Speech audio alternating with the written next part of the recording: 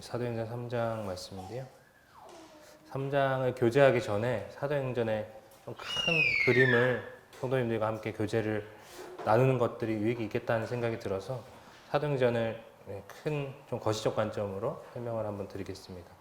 사도행전은 크게 두 부분으로 이제 나뉘어지는데요. 처음 1장부터 7장의 전반부와 8장부터 28장까지 후반부로 나뉘어집니다. 1장부터 7장까지는 유대인들을 중심으로 한 교회, 예루살렘에 있었던 예루살렘 교회를 중심으로 있었던 사역건들에 대해서 언급하고 있고요. 당시에 주요 인물들은 이제 베드로와 요한, 예수님의 제자들이었습니다. 그런데 사도행전 8장부터 28장까지는 뭔가 상황이 바뀌죠. 그래서 유대인으로부터 시작됐던 교회가 이제 이방인으로 확장되어 가는 과정들이 나옵니다. 그래서 당시에 중심이 되었던 교회는 예루살렘 교회에서 수리아에 있었던 수리아 안디옥 교회로 중심지가 옮겨지게 되고 베드로와 요한의 이야기는 비중이 적어지고 이제 사도 바울의 이야기들을 중심으로 이야기가 전개가 됩니다. 이 두 가지를 나누는 큰 사건이 혹시 뭔지 아십니까? 네. 스데반의 순교를 통해서 하나님께서 교회를 전 세계 가운데 퍼뜨리는 장면이 나오죠. 그래서 순교라는 것이 참 당시 성도들에게는 큰 고난이고 어려움이 됐을 수 있지만 이제 미래 후대 그리스도인에게 봤을 때는 그 순교 덕분에 이 교회가 전 세계 가운데 확장되는 또 일이 벌어졌습니다. 재밌는 것은 이제 창세기가 이 사도행전에 반대되는 모습들을 보여주는데요. 창세기도 여전히 두 부분으로 나뉘어질 수 있습니다. 전반부는 창세기 1장부터 11장까지 그리고 후반부는 12장부터 50장까지 나눠지는데 잘 아시다시피 1장부터 11장은 아담을 시작으로 해서 전 인류를 대상으로 하나님께서 창조하시고 타락하고 다시 구속하는 그 과정들을 이어가고 계셨습니다. 그래서 아담, 에녹, 노아를 중심으로 일이 이뤄졌는데 11장까지 이후에 12장에 하나님이 아브라함을 갈대아 우르에서 이제 부르시는 장면이 나오죠. 그래서 전 인류를 대상으로 하나님께서 본인이 어떤 분인지 나타내셨던 것들이 이스라엘이라는 한 민족을 선택하셔서 본인의 어떠하심과 구원 계획들을 이렇게 보여주시는 장면들이 나옵니다. 그래서 아담, 에녹, 노아로부터 시작됐던 창세기가 아브라함, 이삭, 야곱, 요셉으로 이어지는 한 민족의 족장들을 대상으로 한 이야기들로 이렇게 변화가 되는데요. 이 두 부분을 나뉘는 중요한 사건이 바벨탑 사건입니다. 그래서 창세기에서는 전 인류를 대상으로 하셨던 하나님의 역사들이 이스라엘이라는 한 민족으로 옮겨갔다면 사도행전은 이스라엘이라는 한 민족으로부터 전 세계 가운데 하나님의 구원 계획을 펴는 것으로 이렇게 바뀐다는 사실을 기억하시면 좋겠고요. 그렇다면 이제 사도행전 3장은 어떤 위치에 있냐면 1장에 제자들이 저희가 살펴본 대로 이 성령의 오기를 기다리고 있었습니다. 예수님의 부활 이후에 승천하신 이후에 그리고 2장에 드디어 교회가 탄생이 됐고 3장부터는 교회가 본격적으로 확장해 나가고 성장해 나가는 그 과정의 초반부다라는 점을 기억하시면서 3장 말씀을 보시면 도움이 되실 거라 생각이 듭니다. 이제 본격적으로 3장 말씀을 교제하도록 하겠습니다. 3장 2절에 잘 아시는 안진뱅이에 대한 이야기가 이제 나옵니다.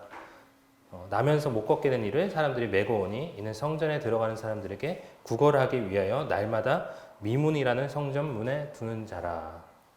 이렇게 나오죠. 그러면 하나님께서 이 교회를 확장해가는 과정 가운데, 성장해가는 과정 가운데 첫 번째 기적으로 이 안진뱅이를 일으키는 기적을 일으키셨는데 왜 이런 기적을 일으키셨을까? 우리가 잘 생각해 보면 이 안진뱅이가 저희의 모습을 정확하게 묘사하고 있다는 것을 발견할 수 있습니다. 첫 번째 이 사람을 성경에서 나면서 못 걷게 된 이다 라고 말하고 있습니다. 나면서 못 걷게 된 이다 이렇게 말씀하고 있습니다. 이 사람은 어떤 사고라든지 어떤 질병 때문에 못 걷게 된 사람이 아니었습니다. 날 때부터 이 사람은 소망이 없던 사람이었습니다. 스스로 뭔가를 할 수 없었고 스스로 움직일 수 없었던 자입니다. 우리가 그와 같다는 거죠. 우리가 태중에 있을 때부터 죄인이다 라고 시편 기자는 고백을 하는데 우리는 그런 자입니다. 우리 스스로 어떤 소망을 품을 수 없는 자죠. 우리 스스로 우리를 구원해낼 수 없고 우리 스스로 인생을 잘 살아갈 수 없는 그런 존재입니다. 왜냐하면 우리는 나면서부터 죄인이기 때문입니다. 혹시 아이들이 천사 같다라는 얘기들을 종종 하는데 아마 아이들을 키워보신 분들은 이제 그런 말을 믿을 수 없겠죠. 아이들이 얼마나 악을 쓰고 우리 아이를 키우는 30대 부모들이 웃음을 이렇게 지으시네요. 아이들이 어떻게 그렇게 영악하고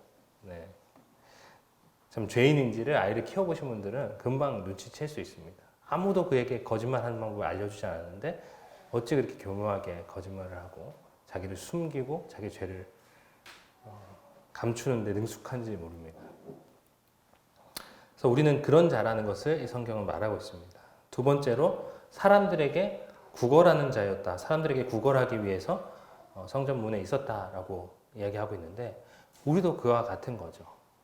인생을 살아가면서 다른 사람들로부터 사랑을 구걸하고 다른 사람들부터 때로 재물을 구걸하고 인정을 구걸하는 것이 인생입니다. 결혼을 하는 이 부부의 관계에 있어서도 얼마나 나를 더 사랑해 줄 수 있는 사람을 찾는 것이 이 사람이지 않습니까? 가장 가까운 그 사람에게 내가 뭔가를 더 주기보다는 나를 더 좋게 만들 수 있는 사람. 돈 많은 남자랑 결혼하면 내가 그 돈을 쓸 수 있지 않을까. 잘생긴 여자랑, 예쁜 여자랑 결혼하면 내가 그래도 다른 사람들부터 좀 인정받지 않을까. 그래서 내가 그 사람을 얼마나 더 사랑할 수 있는가 보다는 나를 그 사람이 얼마나 더 사랑해 줄 수 있는가를 가지고 배우자의 기준을 선택하죠. 청년들이랑 이제 교제를 하면서 어떤 청년이 청년 집회에 이렇게 참석을 하는데 청년들은 항상 청년 집회를 가면 그런 기대들을 품는 것 같아요. 가면 내 짝이 혹시 있지 않을까 그런 기대들을 품으면서 가는데 어떤 형제가 이제 그렇게 이렇게 옷을 멋지게 갖춰 입지 않고 이제 가겠다고 이렇게 얘기를 하길래 제가 형제의 그런 모습까지 사랑할 수 있는 그 자매를 아마 찾는 것 같은데 그런 꿈을 버려라. 자매의 그런 모습까지 사랑할 수 있는 그 사람이 되어야 된다라고 이제 교제를 해줬는데 우리는 그렇죠. 내가 돈이 없어도 내가 좀 모자라도 그래도 나를 사랑해 줄 수 있는 사람이 있을 거야 라는 기대를 청년들이 갖는 걸 보는데 사람은 참 이기적인 존재들이죠. 저는 이제 경제학을 복수 전공을 했었는데 경제학의 제일 1전제가 그렇습니다. 사람은 이기적이다. 다른 사람을 위해서 도울 생각이 없다는 그 전제를 가지고 경제학이라는 학문이 이렇게 발전이 됐던 것을 이렇게 보면서 참 이 사람에 대해서 조금만 생각해 보면 얼마나 그런 존재인지 알 수 있는 거죠. 직장에서도 마찬가지 아닙니까? 우리가 직장에서도 어떤 사람들의 인정을 받기 위해서 내가 열심히 일하고 그래서 높은 자리에 올라가면 사람들이 그때는 날 알아봐 줄 거야. 그러니까 인생이 사실 그 구걸하기 위해서 인생을 살아가는 거죠. 뭔가 승진하고 뭔가 되게 가치 있는 것처럼 살아가지만 결국 이 구걸하는 이 앉은뱅이와 다를 바가 없는 것입니다. 세 번째로 성전 문에 두는 자라 이렇게 나오는데요. 이 사람은 이제 걷지 못하는 사람이었기 때문에 누군가가 그를 성전 문 앞에 이렇게 내어놓아야만 하는 거죠. 근데 인생도 그런 것 같습니다. 우리가 스스로 뭔가를 정하고 내 인생을 이렇게 헤쳐나가고 있다고 생각하는데 잘 들여다보면 이 세상이 우리에게 주는 가치대로 우리가 끌려가고 있다는 사실들을 발견하게 됩니다. 우리가 직장에서 어제 형제들이랑 교제하면서 참 늦은 시간까지 야근을 하기도 하고 주말까지 근무를 이렇게 하기도 하는데 그럼 분명 본인들이 원해서 그런 건 아닙니다. 근데 그래도 책임감 있게 우리가 일을 해야 되지 않을까? 아니면 이렇게 열심히 하면 어떤 보상이 있지 않을까? 그런 세상이 주는 그런 가치관 가운데 우리가 놓이고 있다는 거죠. 한 형제가 이제 그런 얘기를 하더라고요. 열심히 늦게까지 일을 하는데 곰곰이 생각해보니까 내 인생 이러다가 자동차 앉는 의자만 되다가 끝나겠다 이런 생각이 이제 들어서 인생을 이렇게 방향을 바꿨다 이런 고백을 하는데 많은 사람들이 그런 것 같습니다. 열심히 살아가는데 무엇을 위해 살아가고 있는지 사실 별 고민 없이 살아가는 거죠. 다들 그렇게 살아가니까 남들 다 그렇게 사니까 나도 그렇게 사는 것이죠. 그래서 이 성경 사도행전 3장 2절에 나오는 처럼 마치 안전뱅이처럼 우리가 우리 스스로 인생을 살아가는 것처럼 보이고 그 사람들이 우리를 돕는 것처럼 보이지만 사실 그 뒤에 있는 사단은 우리를 딱 꿰어서 그가 원하는 방향대로 생각하지 않고 인생을 허비하게 만드는 것이라는 거죠. 그래서 하나님께서 아마 3장에 이 교회가 확장되는 과정 가운데 이 기적을 먼저 보여주시지 않았을까 하는 생각을 듭니다. 말씀을 읽은 것처럼 이 사람은 이 베드로와 요한이 왔을 때도 동일한 것을 구했습니다. 그가 나에게 조금 동전이라도 좀 주지 않을까 하는 눈으로 보았지만 이 베드로와 요한이 한 얘기는 좀 달랐죠. 은과 금은 내게 없거니와 내게 있는 이것을 내게 주노니 나사렛 예수 그리스도의 이름으로 일어나 걸으라 하고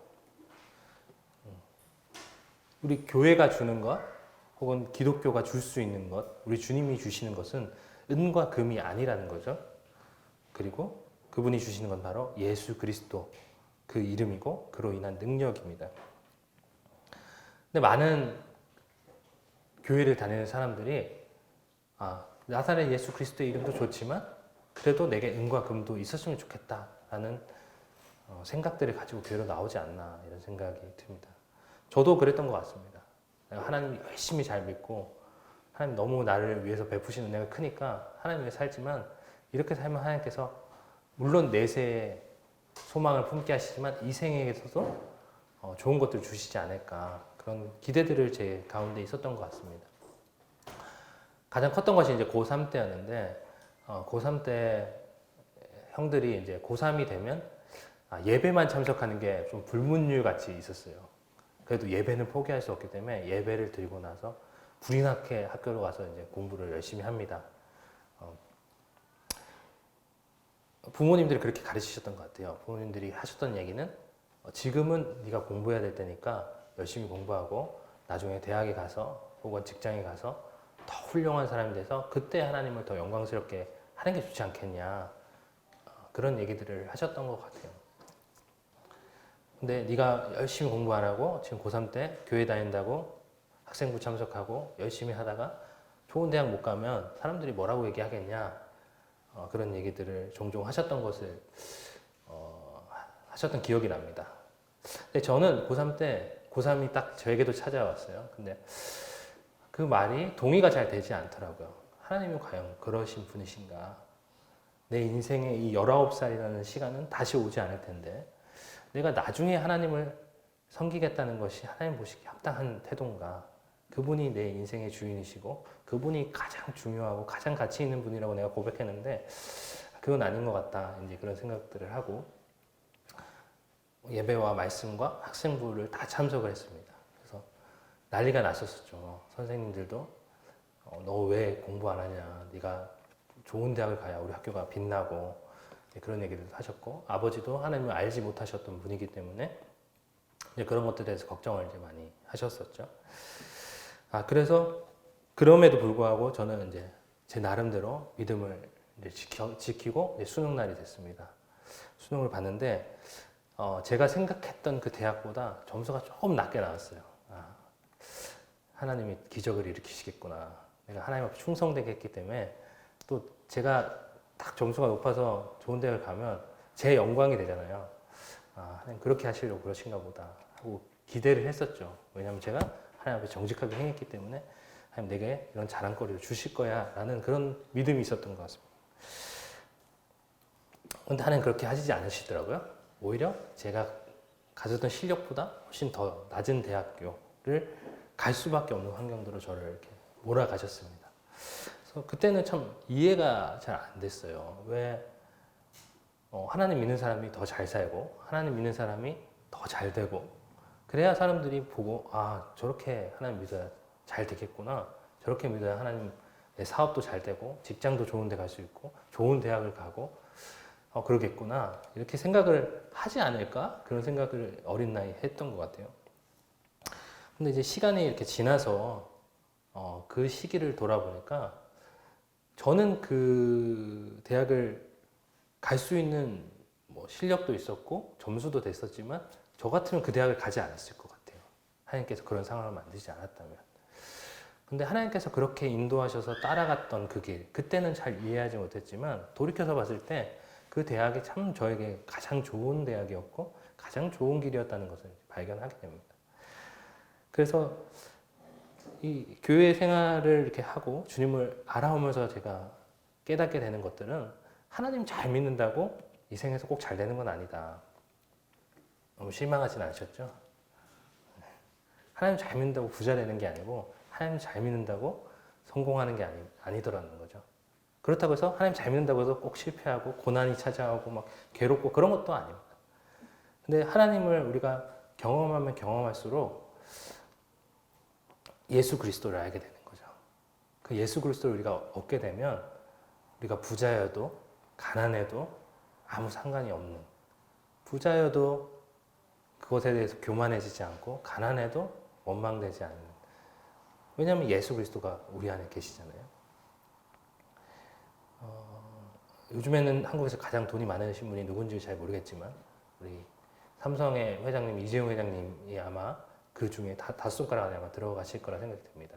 그분의 자녀가 때로 내가 돈이 없어요. 지갑에 돈이 없어요. 그런다고 해서 난 왜 이렇게 돈도 없고 가난할까 이런 생각을 하지 않잖아요.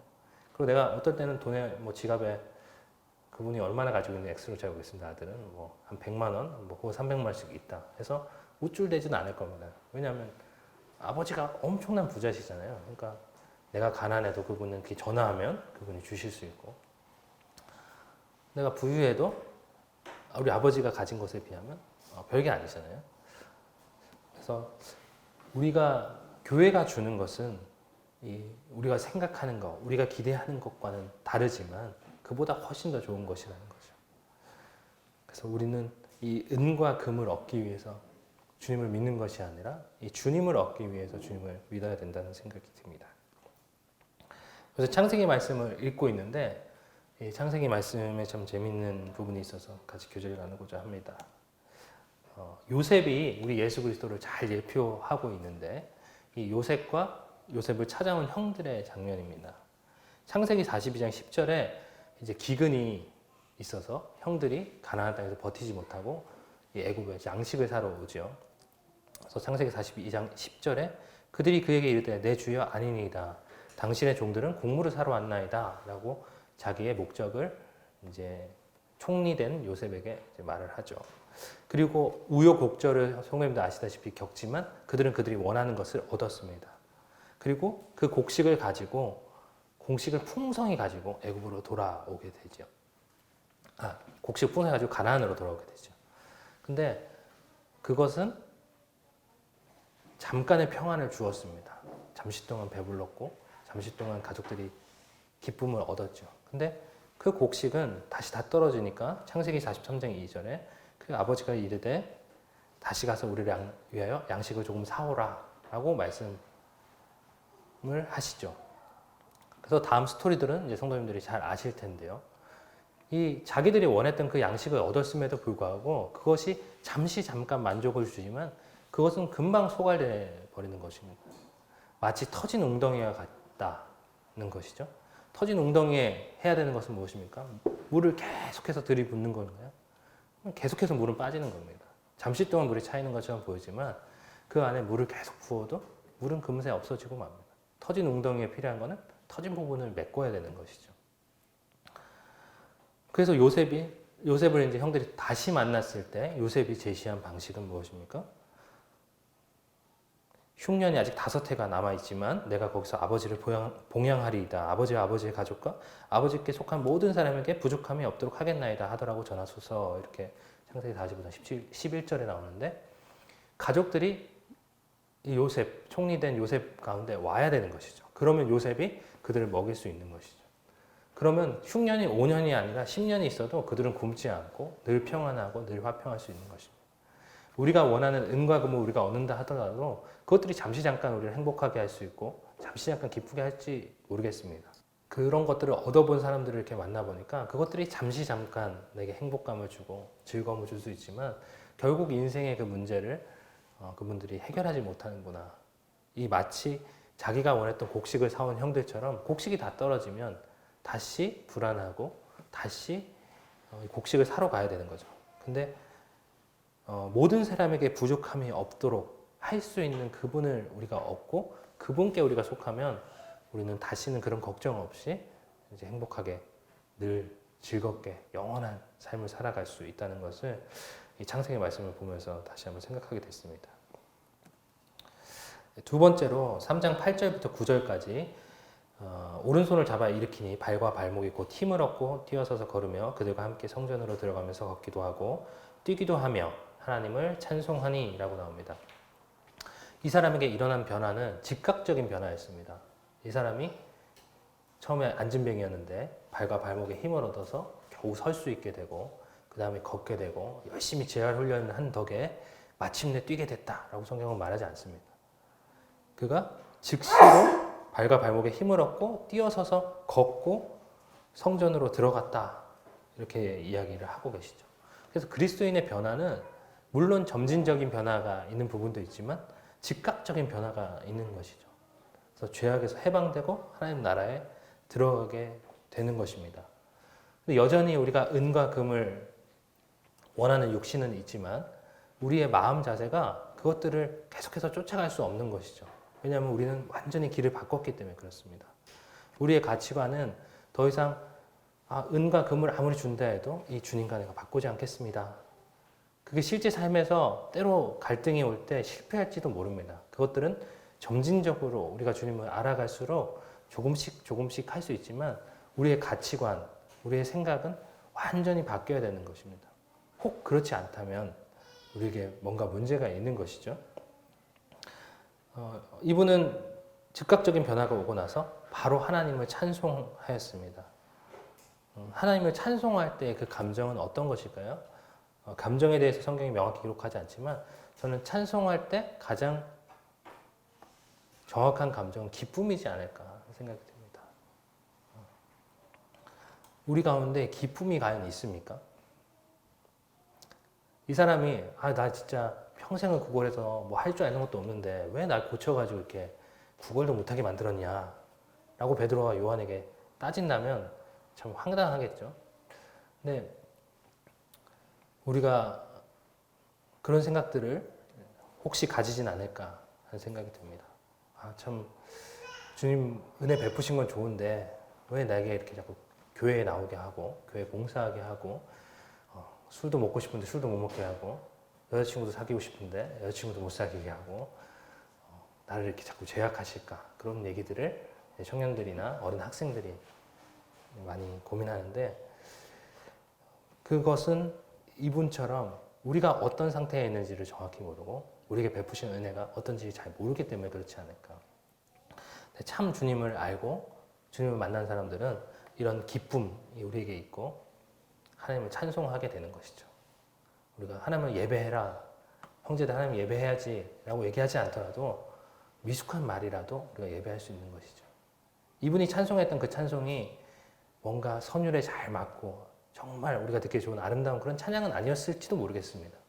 그럼에도 불구하고 하나님은 이것을 참 기쁘게 받으셨을 거라고 저는 확신이 드는데 나는 예배를 드리는 데 있어서 말을 잘 못하니까 혹은 저 형제님들을 보면 주눅이 들죠. 막 미사여구를 쓰면서 뭔가 엄청난 예배를 드리는 것 같지만 때로 그 청년들의 짧은 기도 정직하고 뭔가 미사여구는 없지만 그 마음 가운데 하나님께 감사하는 그 말들, 하나님을 경외하는 그 마음들을 우리가 그 가운데 발견한다면 그 예배가 훨씬 더 감동이 되는 것들을 종종 발견하게 되는데 우리가 믿음이 성숙해 가면서 점진적으로 변화가 되는 부분도 있지만 사도행전 3장을 볼 때 우리에게 있는 즉각적인 변화들이 있다는 것을 또 기억해 볼 수 있겠습니다. 마지막으로 우리가 주목해야 하는 것에 대해서 사도행전 3장은 말하고 있는데요. 베드로가 이것을 보고 백성에게 말하되 이스라엘 사람들아 이 일을 왜 놀랍게 여기느냐 우리 개인의 권능과 경건으로 이 사람을 걷게 한 것처럼 왜 우리를 주목하느냐. 이 엄청난 일이 일어나고 나서 우리가 아까 말씀을 본 대로 사람들이 모여들었습니다. 솔로몬의 행각에 모여서 이게 무슨 일인가 어떻게 이런 일이 있는가라고 이제 수군대기 시작했죠. 그래서 그 사람들은 이 일어난 일, 이 기적에 대해서 궁금했습니다. 그리고 그 기적을 일으킨 사람에 대해서 궁금했습니다. 이 사람은 누군가. 근데 베드로와 요한은 이렇게 얘기하죠. 이 일을 왜 놀랍게 여기느냐? 왜 우리를 주목하느냐? 너희가 주목해야 될 분은 다른 분이다 라고 하면서 뒤에 이제 복음의 말씀들을 전하면서 너희가 주목해야 되는 것은 바로 이분, 이 사람을 걷게 한, 뛰게 한 예수 그리스도다. 이건 우리가 할 수 있는 것이 아니다는 것들을 그가 이제 설명하기 시작하죠. 그래서 우리가 교회 가운데 나올 때 우리가 주목해야 되는 것도 같습니다. 어떤 기적이 아니고 어떤 사람도 아니고 바로 예수 그리스도라는 것이죠. 다시 창세기 말씀을 가지고 좀 더 교제를 나누기 원하는데요. 이제 마침내 요셉을 두 번째로 만나고 형들이 요셉에게 본인이 한 것에 대해서 하나님께 회개하고 요셉에게 용서를 구합니다. 그리고 나서 창세기 45절에 요셉이 시종하는 자들 앞에서 그 정을 억제하지 못해요. 소리 질러서 모든 사람을 자기에게서 물러가라 하고 그 형제들에게 자기를 알리니 그때에 그와 함께한 다른 사람이 없었더라 라고 성경은 기록하고 있죠. 그래서 우리가 주님을 만날 때 이와 같다는 거죠. 어떤 기적도 어떤 사람도 아닌 하나님과 우리가 단 둘이 만나야 되는 것이죠. 내게 있는 그런 것들을 다 물러내게 하고 하나님과 독대해야 되는 것입니다. 우리 욥기 말씀을 수요 집회 때 교제하고 있는데 욥기에서도 사단은 그렇게 하나님 앞에 얘기하시죠. 욥이 어찌 까닭없이 하나님을 경외하리이까? 주께서 그와 그의 집과 그의 모든 소유물을 울타리로 두르심 때문이 아니니까.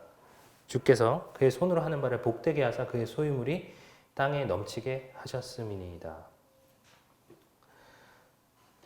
아까 교제 드린 것처럼 우리는 하나님과 어떠한 장애물 없이 만나야 되는 것이죠. 하나님이 나를 복되게 하셨으니까 내가 하나님을 믿고 하나님 나를 어렵게 하셨으니까 내가 잠수를 타고 그런 것은 합당하지 않다는 거죠. 내가 복되든 때로 어려운 고난과 공경 가운데 있든 우리는 하나님을 만나야 되는 것입니다. 그런 어떤 환경과 상황과 상관없이 하나님을 만나야 되는 거죠. 내가 집회를 참석할 만하니까 집회를 참석하고 내가 직장에서 너무 바쁘면 조금 미뤄두고 그럴 수 있는 것이 아니라 내가 어떤 환경 가운데 있든 이 집회 가운데 우선순위를 두고 그것을 위해서 애를 써야 되는 것입니다. 내가 부자니까 헌금을 많이 하고 내가 가난하니까 이번에는 좀 내 생애를 위해서 헌금을 하지 않고 그런 것이 아니라 내가 가진 것들 중에 하나님께서 명하셨기 때문에 그것을 먼저 드리는 것입니다. 그러면 하나님께서 채우시는 것이죠. 하나님 채우시면 내가 하겠습니다가 아니라 내가 드리면 하나님이 채우시는 그것이 이 성경이 말하는 원리라는 것이죠.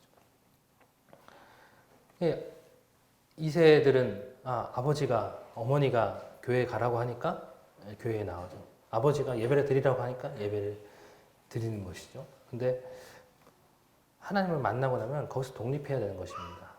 내가 아버지와 어머니가 말하지 않더라도 하나님 내게 베푸신 은혜에 대해서 감사하고 하나님 어떠하신 분에 대해서 경배할 수 있어야 되는 것이죠.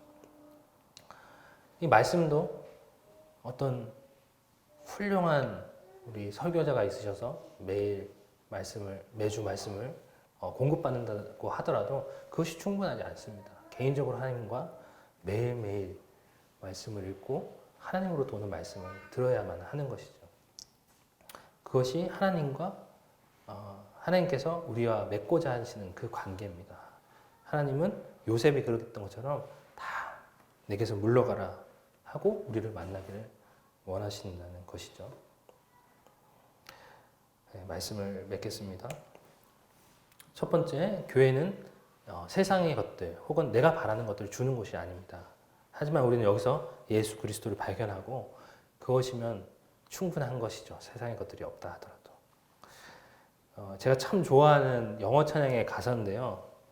이렇게 나옵니다. You are all I want, you are all I ever needed. 주님 당신이 내가 원하는 모든 것입니다. 주님 내가 여태껏 필요했던 모든 것이 바로 당신입니다. 다른 것은 필요 없습니다. 이것이 우리 그리스도인들이 해야 하는 고백이죠.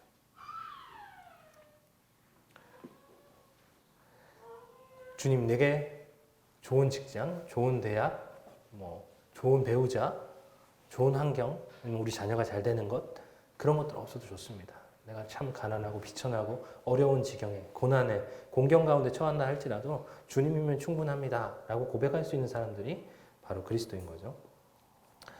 우리 찬송가에도 이런 가사가 있지 않습니까? 높은 산이 거친 들이 초막이나 궁궐이나 내 주 예수 모신 곳이 그 어디나 하늘나라. 높은 산 거친 들에 살고 싶지 않잖아요.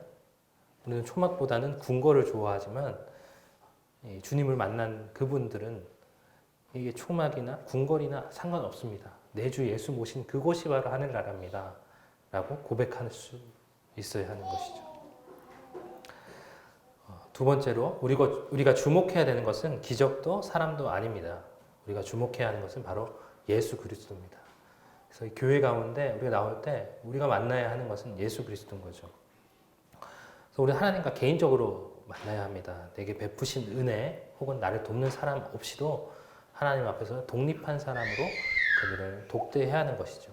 부모가 없다 하더라도 혹은 훌륭한 장로가 실망을 시킨다 하더라도 저 성도가 나를 실망시킨다 하더라도 나를 잘 가르쳐줬던 그 교사가 그가 가르친 것과 다르게 행동한다 하더라도 우리가 흔들리지 않는 것은 하나님과 우리가 개인적인 관계를 맺고 있어야만 가능한 것입니다.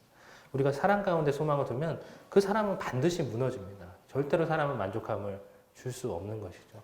아무리 훌륭한 분들, 신앙에 연륜이 있는 분들이라 하더라도 참 그분들은 연약하고 그분들은 때로 넘어지고 하는 것들을 참 많이 보게 됩니다. 그래서 우리는 반드시 하나님과 개인적인 그런 관계들을 맺어가야 하는 것이죠. 그리고 교회에서는 오직 그리스도만 드러나야 하는 것입니다.